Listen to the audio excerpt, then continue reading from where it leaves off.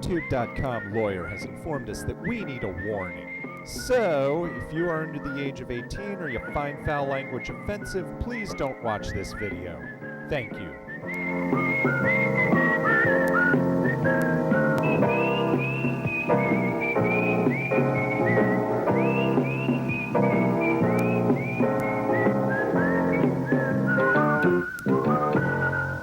"1992, a year when everything changed." VH1 called it the year when everything you thought you knew about music turned upside down. And while it's not accurate for the weekly chart, it was true about the year in general. In fact, we saw some trickles of the incoming upheaval on this very chart. Not a lot, but some.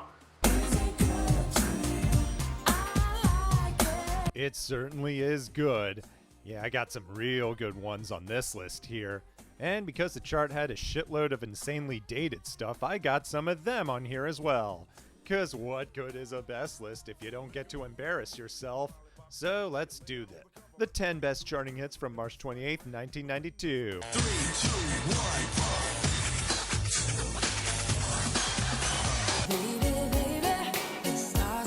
You know that joke about how Christian music is just regular pop music but with baby replaced with Jesus and vice versa? Amy Grant is proof that that joke is true. Well, anyway, in 1991, she busted into the mainstream with an album full of silly love songs called Heart in Motion. That's right, evangelicals, she's going secular. Oh, sure, you might be mad that she's not chanting the names of God and Jesus every second line. But if I may quote a wise man, some people want to fill the world with silly love songs. What's wrong with that?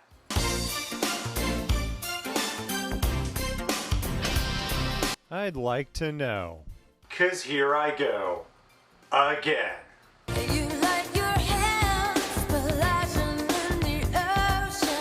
So this is a nice little bit of 90s. It's just so happy, isn't it? I mean, it's really happy and cheerful and positive, right? Especially that orchestral hint synth. I'm a sucker for that sound. It makes everything sound epic. But let's get to what it's about. You like to dance and listen to the music. I like to sing with the band. It's just a big long list of saying one thing and then the opposite. A tried and true formula itself, as demonstrated by Paula Abdul and the Cartoon Cat. You like to drive like Mario and Draghi. Wow, someone sure was a big auto racing fan. You pull out my dancing shoes. I think you could be so good for me. You know, this reminds me of an old classic tune that we all know and love. You know the one. When you nod your head yes, but you wanna say no. Yeah, that one. But if you don't like Bieber, there's also... 'Cause you're hot and you're cold. That's a great one too. Oh, and also this one too. You say goodbye and I say hello. Yeah, that's what this really reminds me of. It's basically, you like this, I like that. You say God, and I say your mother sucks cocks in hell. You get ready when I get shy. I may not like a lot of contemporary Christian crap, but this, yeah, I'd say it's indeed good for me. Good for me, baby. 3, 2, 1.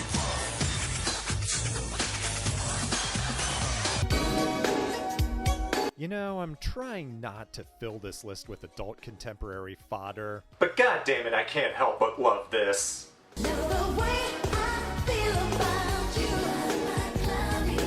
Everything about this. I love that synth sound even though it can be irritating. I love the delightfully 90s groove it's riding. And especially that video.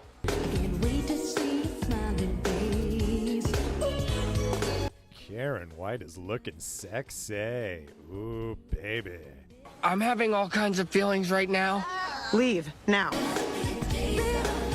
Like the last one, this is another silly love song. And again, nothing wrong with that. In fact, it's a silly love song done right. So full of cliched imagery, Wishing on a Shooting Star, Clouds Leaving, but they're all in just the right places.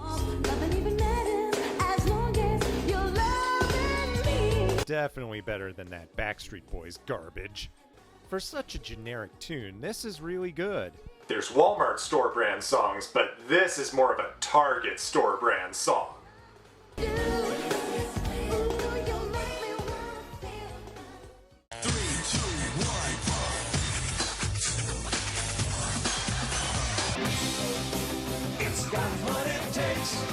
Here's a take that's gonna piss you off.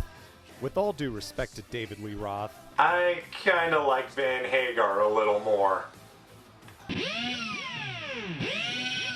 I mean, come on, Eddie plays guitar with a fucking power drill. That would never have happened with DLR because God forbid anyone upstage his ass. They probably wouldn't have made this classic either. I mean, come on, you can't not like this. You'd have to lack a soul not to like this. This is an anthem, one that knows how to pump you up. Hagar says it's the best he's ever written. I disagree, only because I Can't Drive 55 exists, but this is right up here too.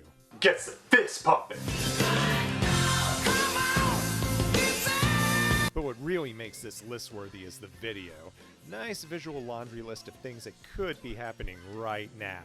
People talk about iconic music videos, but this might be one of the most iconic ones ever made.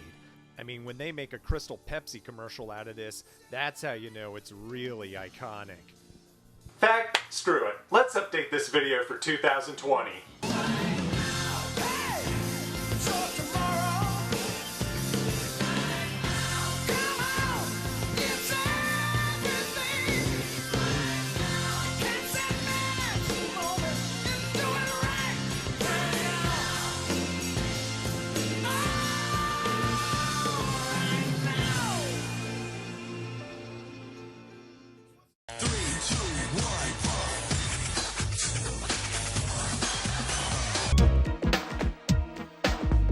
Remember that time Michael Jackson made a video about ancient Egypt with Eddie Murphy playing as a pharaoh? That was a pretty good moment in music video history. 92 finds the king of pop in that not-so-sweet spot in between tabloids calling him Wacko Jacko and this. Including my penis, my buttocks. That clip will never stop being hilarious to me. Any other error Penis. that they wanted. Still, he was as big as ever, and Dangerous was a mega seller. This was the best track on the album, in my opinion. I've talked about stars from one decade trying desperately to stay relevant for the next one. Dangerous was Jackson's attempt, basically chock full of New Jack swing grooves. Some of them kinda fell flat, like, Keep it in the closet. seriously, what the hell were you thinking? But this one absolutely soared.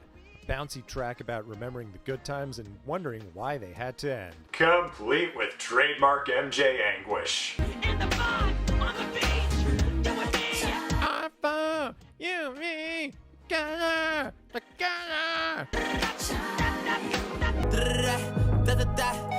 Thank you, A Boogie, for recognizing a moment that deserves preservation. He certainly remembered the time. As should we all.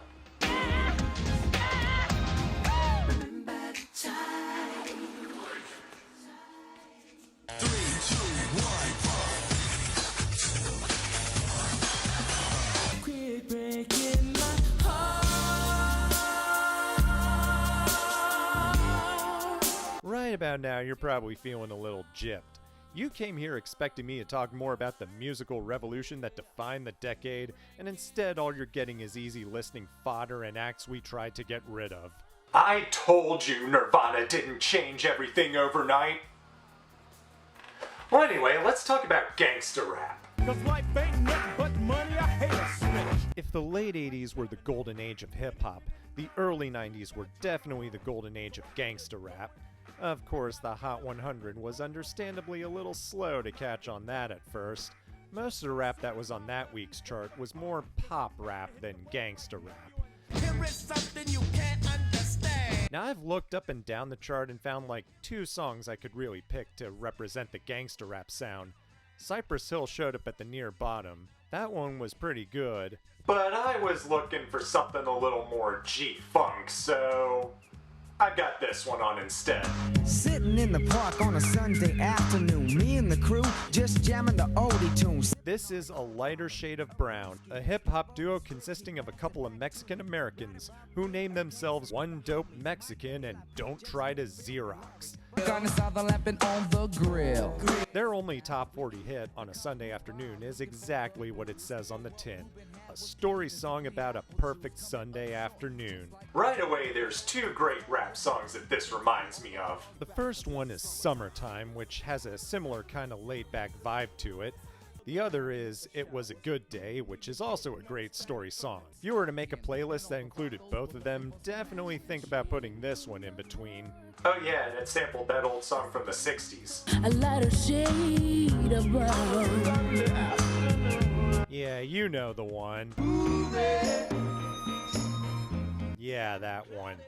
This one actually gets a point docked for not using that harmonica part. Still, it's a great tune to bump up while you're cruising on a Sunday afternoon. Well, when this whole thing is over anyway. Just chillin' on a Sunday afternoon.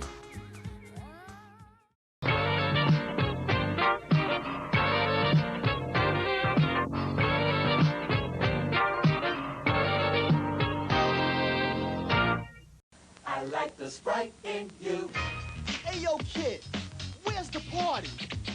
Check it out, I'm Kid, and I kid you not, I like the Sprite. I like the Sprite a lot. My name is Sprite, but I'm not playing, I like the Sprite.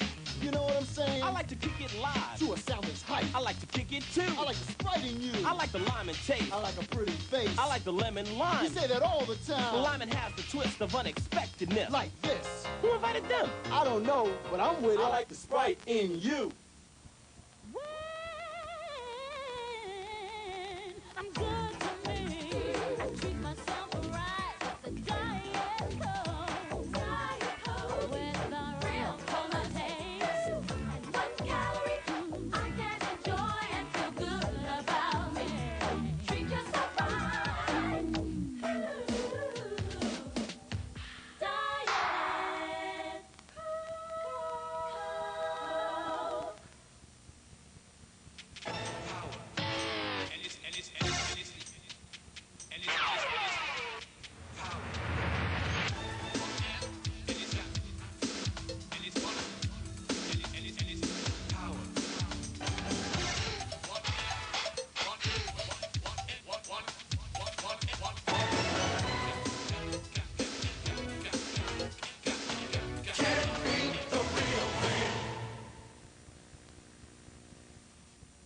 Do you remember last year's war on fleas? Flea Buster Prescription for Fleas is the flea expert. Our patented powder process is so effective, we guarantee your house will be flea-free for 1 full year. Our process is safe for you, your family, and your pets. No more driving around for hours while chemical foggers coat your furniture, dishes, and countertops. Put an end to expensive chemical methods. Call Flea Buster's Prescription for Fleas. Flea Buster's Prescription for Fleas. Call 346-3532.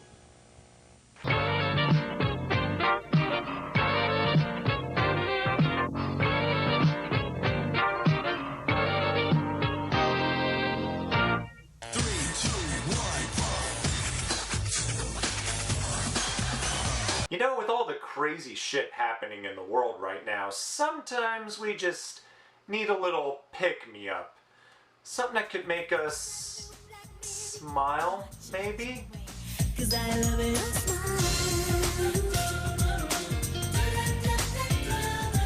God damn, were the early 90s a great time for happy sunshine grooves or what? Why, I feel like prancing around naked in a grassy field just listening to this.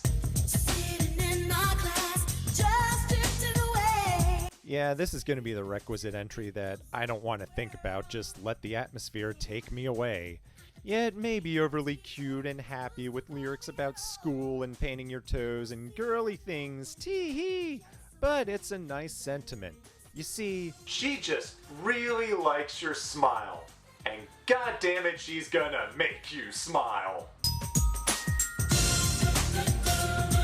She's gonna make a song that's chock full of the happiest sounds you will ever hear. The little xylophone chimes, the whistling chorus. This is literal whistles and bells done perfectly. It's as majestic as your average Mariah Carey song. And yes, I'm aware that Make It Happen was charting that week too.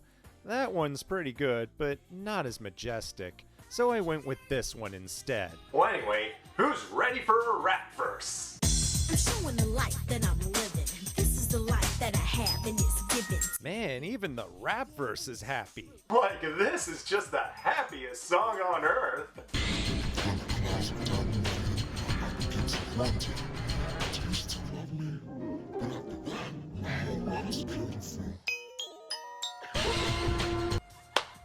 Damn! Did you see that fucking shit? Oh man, it was about to veer into darkness for a bit, but then right back to happy. And who says shallow, easy listening can't be so fucking deep? Yeah, without a doubt, this is the kind of thing we need more of in times like these. And one more thing, fuck that Chris Brown song. I love your smile. I really do. 3, 2, 1.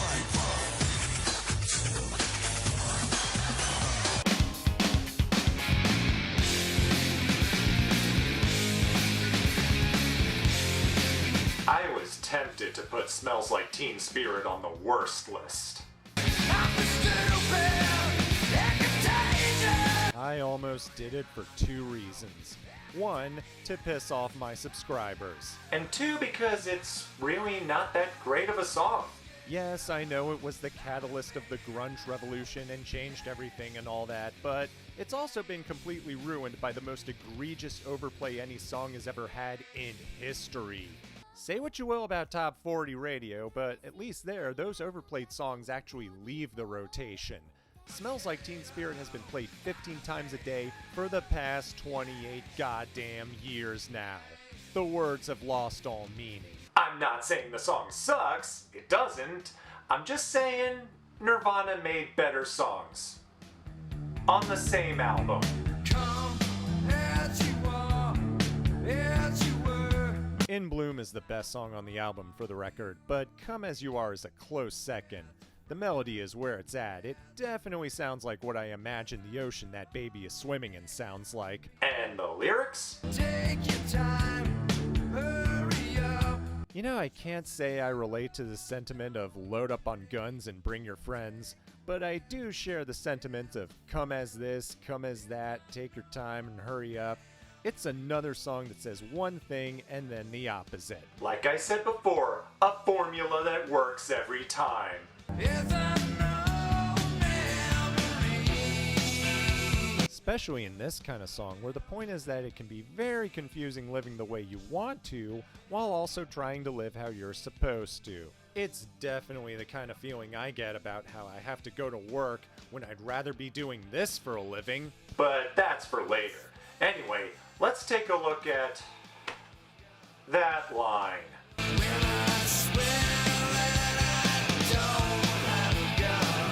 Yeah, Kurt Cobain, who used a shotgun to suicide himself, says in this song that he doesn't have a gun. Look, Kurt himself said don't take that line literally. And yeah, he's right about that. There are a few ways to interpret it. I like to see it as him describing people who feign kindness with intent to fuck you over later on. You know, as they are. Yeah, Smells Like Teen Spirit may be their signature song. But I honestly think this is the better version.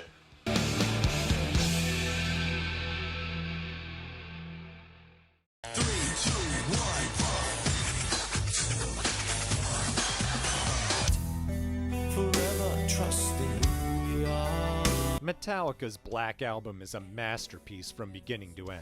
It was the album that first made me notice this legendary group of guys, and I've been a fan ever since. And why wouldn't I be? Why wouldn't anyone? Simply put, these guys knew their shit. And to give you a good example, here's the best track on the album. Ah yes, The Unforgiven, the true and honest original version. What And what an original version it is. It starts slow with one hell of a melody. I'm already hooked in. And then this happens. They dedicate their lives to running all of hills. This is a fucking headbanger. It's something to smash things to. Not that you ever should, because you will certainly regret it later. But yeah, this is metal as fuck. And the lyrics just add to it. Deprived of all his thoughts. It's about someone who lives his life for others and as a result has no life of his own. He has been broken down, battered, kicked around and shit, and it goes on long after he gives up. In this regard, it's kinda like the Chris Chan of songs. He's been trolled to all the circles of hell for the past decade plus and continues to come back for more because this is all he knows now. Like the mad world we live in, it's kind of funny, but also kind of sad. That's probably why this song is so effective. It is a perfect storm of anger and depression, and then it builds up to one hell of a guitar solo.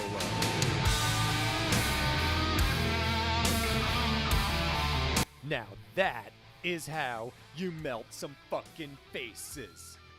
I think I said before that this is my favorite Metallica tune, and yeah, it definitely is, hands down. And yet it's only at number 3. Well, let's see which two things could possibly be better. So I don't be unforgiven.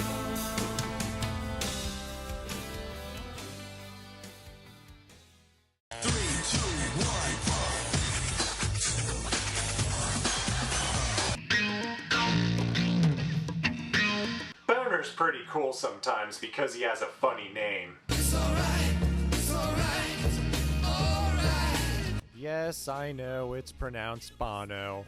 That was a Beavis and Butthead reference. Thanks for playing. Anyway, how fucking awesome was Octung Baby? 80s U2 was pretty cool, but honestly, I think this era of U2 is my favorite. They weren't struggling to keep up with the times were trying to keep up with them.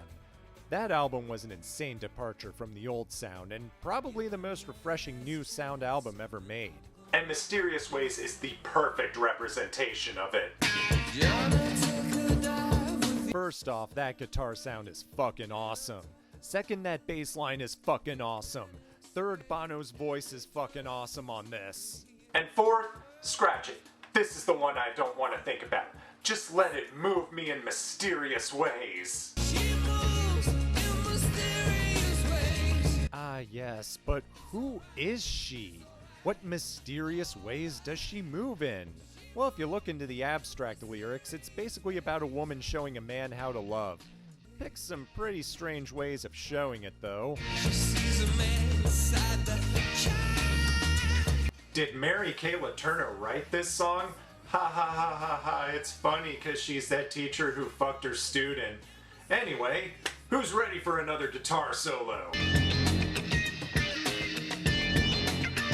God damn, the Edge is going to town. That solo is also fucking awesome. Yeah, this thing kicked my ass as a kid, and almost 30 years later it still holds up just as good. I just couldn't not have this on the list. And now before we get to the one thing that could possibly top this, let's take a look at this week's casualties. You're never gonna get it, not this time. You're never gonna get it. En Vogue is the Supremes of the early 90s. I mean that in the best possible way. And it sounds this way. Yeah, yeah. This is a fun and catchy tune. Also, awesome bouncy beat and a hook that can really get into your head. No way could this possibly be ruined. Oh, fuck me, I almost forgot this even existed. Note to self, put this little dipshit on the worst list when you see him. The last painful cut I had to make, and I really didn't want to. But then I remember what a bitch the Ghost of Prince is about having his music on YouTube, so I went with his arch frenemy Michael Jackson instead. Someday I'll have the purple one on the list. Someday.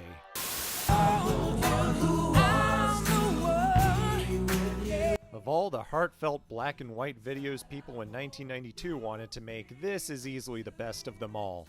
It helps that this song is an all-time classic. Mr. Big is pleased. Wayne's World is the best movie of 1992. Don't fight me. Money is the thing that I need. Hey, look, it's Mark Wahlberg, and he's rapping, and people were actually buying it.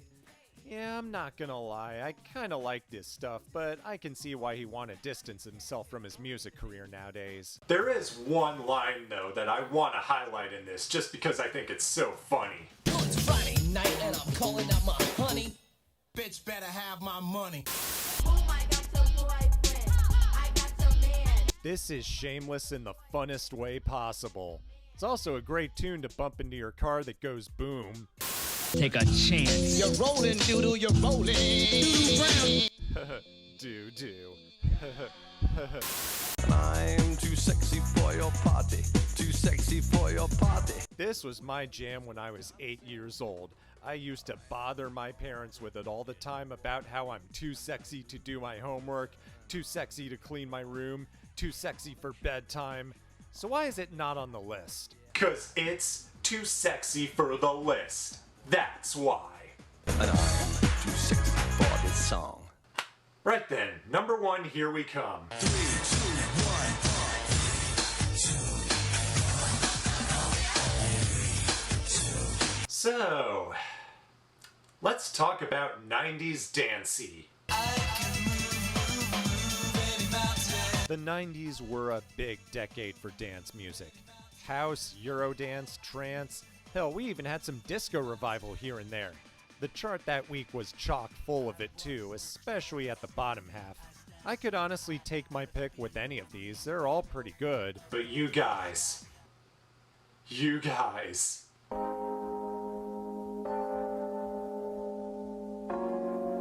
Do you believe in magic?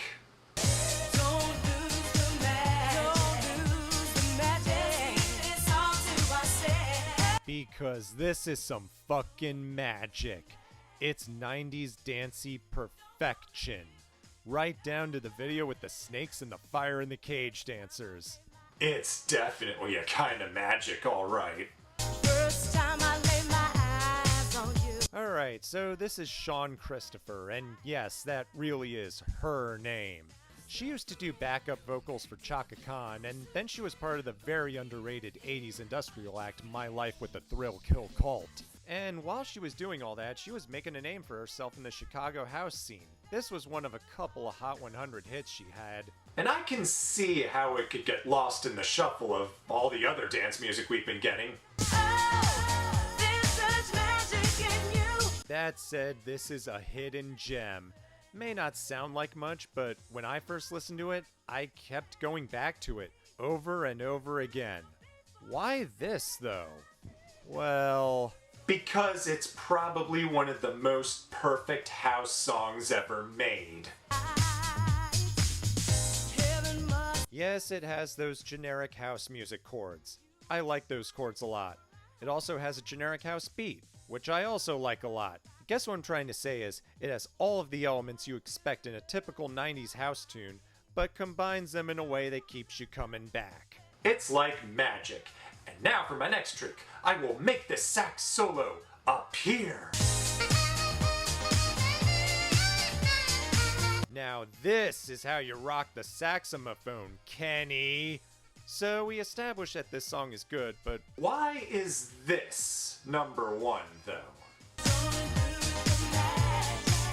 honestly, it's probably because I kept listening to it a bunch of times while writing the script. Eventually, I decided that I just love this thing so much that it deserves a lot more exposure than it's got, and thus deserves the top spot.